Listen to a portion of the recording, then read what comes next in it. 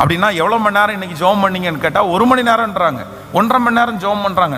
ஆனால் அந்த 1.5 மணி நேர ஜெபத்தில் அவங்களுக்கு ஒரு மாற்றமுமே இருக்காது. அவங்களுக்கு அவங்களுடைய குணத்தில் மாற்றம் இருக்காது, அவங்களுடைய வாழ்க்கையில் மாற்றம் இருக்காது. அப்போ 1.5 மணி நேரம் டெய்லி ஜெபம் பண்ணுறாங்க, ஆனால் அவங்களுடைய வாழ்க்கையிலையும் அவங்களுடைய குணத்திலையும் மாற்றம் இல்லை அப்படின்னா அவங்க ஒழுங்காக ஜெபம் பண்ணலன்னு அர்த்தம்.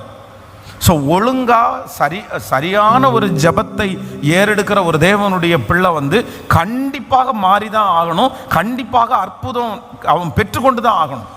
அப்போ அற்புதத்தின் பேரில் அல்ல, நம்முடைய ஜெபத்தை தான் நம்ம மாற்ற வேண்டியது இருக்குது. நம்ம இன்னும் சரியாக நம்ம ஜெபம் பண்ணலை, நம்முடைய ஜெப வாழ்க்கை சரியானதாக இல்லை.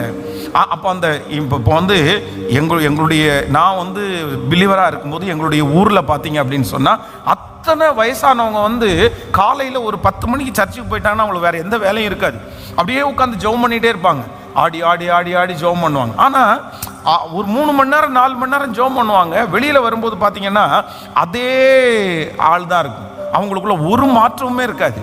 அவங்களுடைய வாழ்க்கையிலையும் மாற்றம் இருக்காது, அவங்களுடைய சூழ்நிலையிலையும் எதுலையுமே மாற்றமே இருக்காது. அப்போ எனக்கு ஆச்சரியமாக இருக்கும், இவ்வளோ ஜெபம் பண்ணுறாங்களே, பட் ஏன் ஒரு அற்புதம் அவங்களுக்கு நடக்கலையா, இல்லை அவங்கள வாழ்க்கையை மாறாதான்னு கேட்டால் அவர்களுடைய ஜெபம் எப்படி இருக்குன்னா கடமைக்கான ஜெபமாக தான் இருக்குது. ஏதோ மந்திரம் ஓதுறது மாதிரி தான் இருக்குது, சுப்ரவாதம் மாதிரி தான் இருக்குது. இந்த சுப்ரவாதம் அப்படின்றது நம்ம பழைய ஆட்களெல்லாம் பார்த்தீங்க அப்படின்னு சொன்னால் இப்போதைக்கு ரொம்ப குறைஞ்சிருச்சு. இப்போல்லாம் சுப்ரவாதம் நிறைய வீடுகளில் கேட்குறது இல்லை. ஆனால் ஒரு 10 ஆண்டுகளுக்கு முன்னாடி பார்த்தீங்க அப்படின்னு சொன்னால் எல்லா வீடுகள்லையும் காலையில் எந்திரிச்ச உடனே சுப்ரவாதம் போட்டிருப்பாங்க. அந்த சுப்ரவாதத்தை இப்போ நான் உங்களுக்கு இப்போ கூட நான் மனப்பாடமாக சொல்லிடுவேன்னு வச்சுங்களேன்.